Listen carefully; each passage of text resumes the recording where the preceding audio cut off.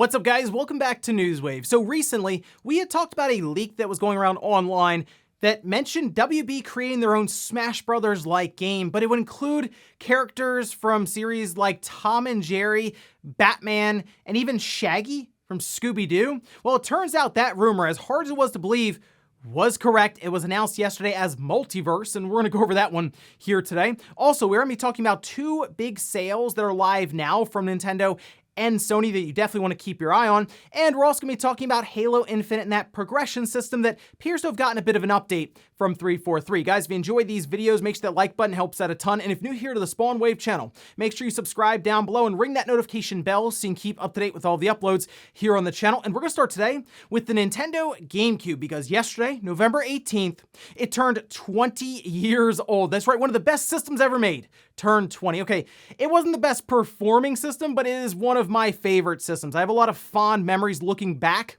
on the GameCube, and I still collect for it to this day. But we can actually see a pretty cool article that was posted up by VGC that really dives into some of the early days of the GameCube leading up to its development, as well as developers looking back on it and going over maybe what went wrong and why it essentially came in third place during that time versus the Xbox and the PlayStation 2. Even things like the handle on the GameCube was brought up, and I don't really ever think about the handle too much, but looking back on the marketing that Nintendo had with their little GameCube party where they had celebrities with the cube, they're walking around holding it with the handle like it was going to be a big revolutionary thing for our game system, but I didn't really ever take it anywhere like that. I don't know. Let me know if you walked around with your GameCube a lot with that handle. Nonetheless, though, there were some really cool games that were released there, and I think it's a fun article to look back on the GameCube with. So definitely check that one out and let me know some of your fondest memories with the GameCube now turning 20 years old. Also, we've been talking about Call of Duty Vanguard, specifically how the sales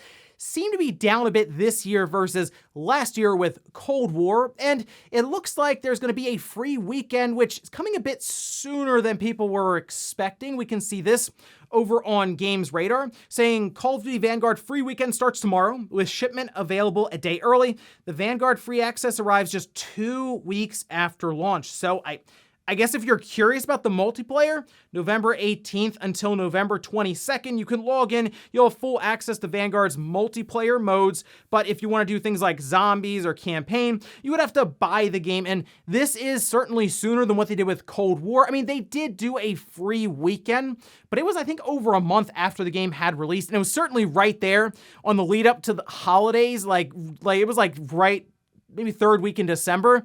This time, though, 2 weeks after launch. Yeah, that's probably not something you do if the game is flying off of store shelves. Look, it's Call of Duty. It's going to sell well compared to other games, but they're going to have to compare this Call of Duty to last year's, and I kind of feel like it's going to come in below expectations, but we'll find out next month when we get the MPD report for its launch in November. Oh, and we do know that WWE 2K22 is coming out kind of start off 2022 in March, but we were expecting an update from them in January, and I guess they wanted to go a bit earlier as they did release a new trailer just kind of showing off the game a bit, as well as some modes and some of the controls. Now, the big one that people seem to be pointing out is a dodge button on the controller being one of the bumpers.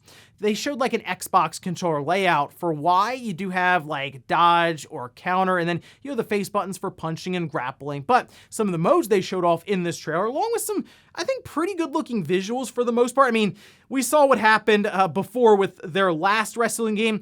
Not the greatest when it comes to visuals or glitches or bugs, but some of the modes, My GM, My Faction, My Rise, Universe mode, as well as Creation Suite, which is generally something that helps to kind of continue the game's life beyond even support from developers or publishers, because you'll be able to create any of the wrestlers that aren't in the game, as well as ones that people create from other media and everything there. Generally, people like create Goku, for example, in some of the old PS2 wrestling games. But still, I think this looks better than what we have seen before with like WWE 2K20. Not hard to be better than that one, considering it had a hard time just working. But still, seems like the extra development time may have helped it. Maybe we don't need a wrestling game every year. I mean, just an idea. The extra time for development may have been a good thing. And guys, with some of the quick news out of the way, let's get into the bigger stuff.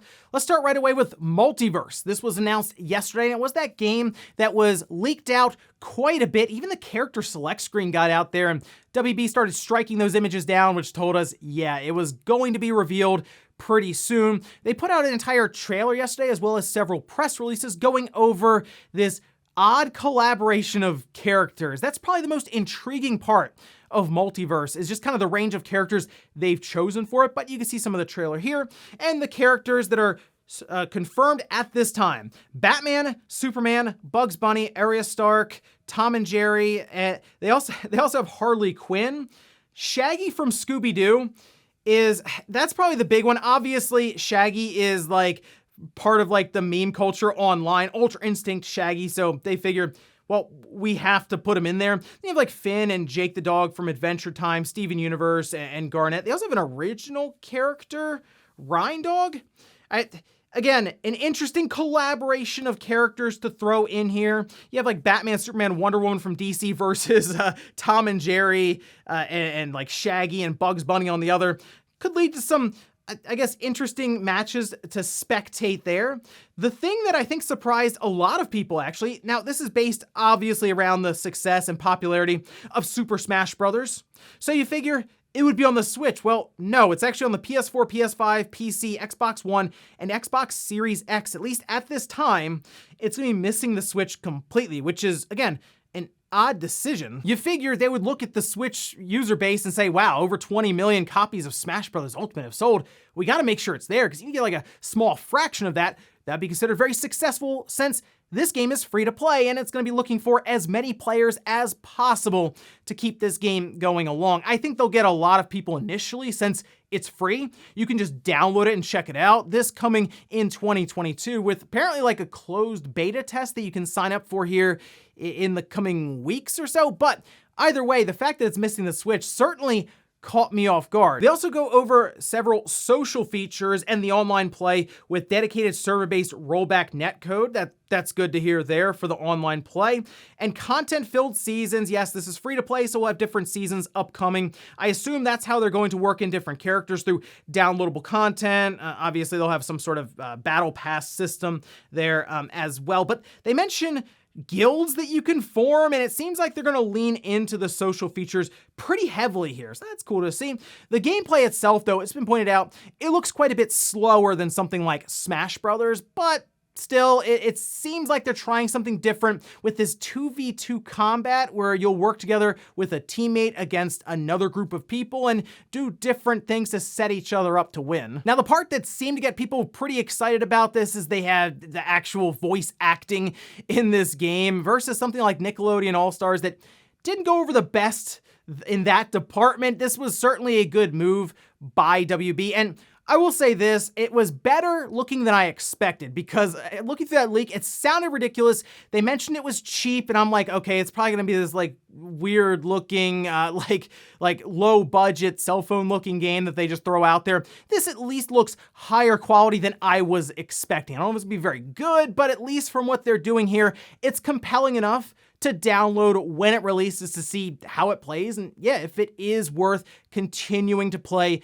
going forward with these different seasons. But yeah, let me know what you thought about the range of characters they're bringing in. I mean, who else would they bring in here? Let me know your best guess. Next up, let's talk about two big sales that are currently live as you're seeing this video, one for Sony and the other for Nintendo. Let's start with Sony with their PlayStation Black Friday sale that they announced over on their PlayStation blog. You can see that here. Now, they do have a PlayStation Direct section, which is cool because that'll allow you to save money on their physical games. So this isn't just like a digital sale. You'll be able to order these through their sales portal and have them shipped out to your house. And they do include PS4 and PS5 titles on here. So if you're shopping for the holidays for some gifts, you can get Ratchet & Clank, Returnal, MLB The Show 21. We also have Death Stranding on there, as well as the Neo Collection, which is pretty good, Demon's Souls. I mean, the list is pretty good here. But then you get down to their PlayStation Store discounts, and this list is ridiculous. There are so many titles on here, and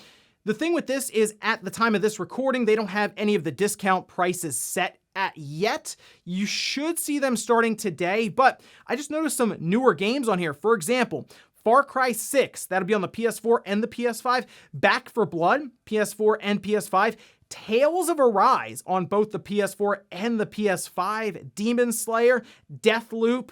And you also have a lot of the sports titles that if you're someone who was like, I'm not going to buy it day one because it'll probably go on sale later on. Well, there's Madden NFL 22, NBA 2K22. That's also a PS5 version. And then even FIFA 22. A few others I noticed here, 13 Sentinels, which is a pretty cool one to check out, especially if you can save some money on it there and take a chance on it. Aliens Fireteam Elite, that's the deluxe edition they have listed here on the PS4 and the PS5. Final Fantasy VII Intergrade, Ghost of Tsushima Director's Cut, Mafia Definitive Edition, Psychonauts 2, Super Monkey Ball, Banana Mania, Tetris Effect Connected, and like I said, the list just goes on and on and on. Certainly worth checking this out and just kind of scoping out some deals for later on today. Now, on the other side with Nintendo, I'm pointing this one out because something we've seen in the past is a sale will go live in one region, and then days later, it would go live in other regions. This one is pretty big, so I'd be shocked if a form of this sale didn't show up all over the world even. Take a look at this. This is the Nintendo Switch Cyber Deals, and they have over 1,000 games on sale. They have actually quite a few first-party titles and some of the bigger releases marked down pretty well. Now, at the time of this recording, it is currently live on nintendo.co.uk. But like I said, keep an eye on this one to start popping up on some of their other sites. But like Mario Bros. U Deluxe, Pikmin 3 Deluxe, Hyrule Warriors. I noticed Dragon Quest XI-S is on sale. Sonic Colors, Tetris Effect Connected. We just talked about this on the PlayStation Black Friday sale. Tetris Effect Connected is awesome. If you picked up an OLED Switch and you're looking for something that really put it through its paces, Tetris Effect Connected is the one to grab. Ori, Will of the Wisps is there. They also have Divinity Original Sin 2, Shovel Knight Treasure Trove, The Witcher 3 Wild Hunt, Hades, Tony Hawk Pro Skaters 1 and 2, Monster Hunter Rise, Ghosts and Goblins Resurrection. Like I said, the list goes on and on here. A lot of games on sale today as we head towards Black Friday week, Cyber Monday, and then obviously into the holidays. Certainly worth just checking things out here and seeing what you can save some money on. Like I said, keep an eye on that Nintendo sale to see if it starts popping up in other regions, but the PlayStation Black Friday sale is definitely one you want to check out. It'll be live today. Next up, let's talk about a new update for Mario Kart. Probably not the Mario Kart you were necessarily hoping to hear about. Take a look at this over on Twitter from Nintendo of America. A free update for Mario Kart Live Home Circuit is available now.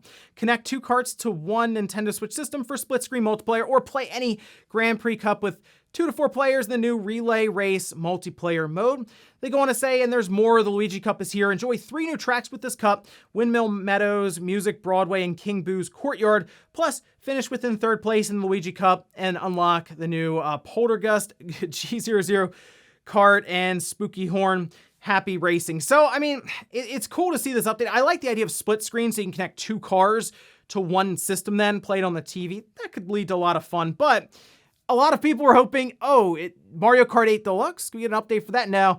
Mario Kart Live, and unfortunately, I mean, it's good heading into their Black Friday sale they have because this is marked down, and these are actually pretty easy still to find in stores. I see them at my local Walmart every single time when I go through the game section there, so at least it's not on something that's hard to find overall. I mean, it's a fun time. It being marked down might be worth checking out, especially with this update where you don't need multiple Switches to play multiplayer at that time. But yeah, let me know if you have Mario Kart Live, if you're still playing it actually, because after I got done going through it, like the week after I made the video for it, I kind of stopped playing it really at all. So I don't know, going back for this update, maybe if I had 2 carts, I would at least check it out, I'm sure. I still only have 1, but the split screen would at least be interesting to see in action. And in our last bit of news, let's talk about Halo Infinite, specifically though, the progression system that we've been dealing with for the last couple of days since it released on Monday.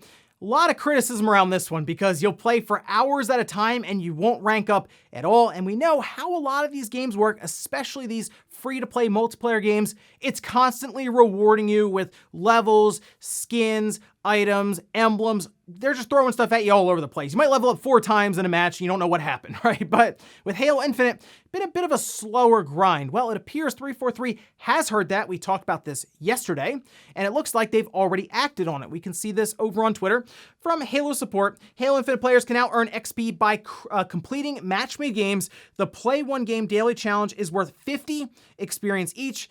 The challenge deck is also being updated to better serve players of all skill levels. Halo Infinite team has also resolved issues with the following challenges, which are causing progress to not be tracked. Ones like Heat of the Moment, It Bears Repeating, and so on there. Additionally, XP boosts will now last for 1 hour rather than 30 minutes. The in-game tooltip may continue to show 30 minutes as their expected duration, but the boost timer will start from 60 minutes once activated.